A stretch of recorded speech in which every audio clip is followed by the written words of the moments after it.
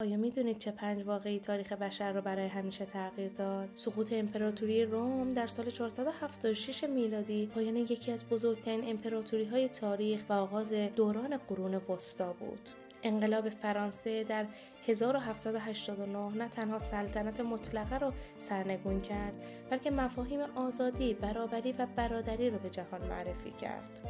ظهور اسلام در قرن هفتم نه تنها جهان عرب را تغییر داد، بلکه تأثیرات بزرگی بر فرهنگ و تمدن غرب و شرق گذاشت.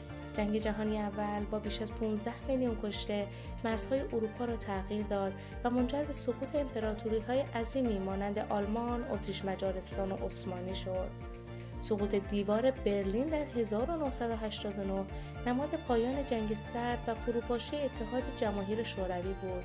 این واقعه به اتحاد دوباره آلمان و تغییرات عظیم جهانی منجر شد.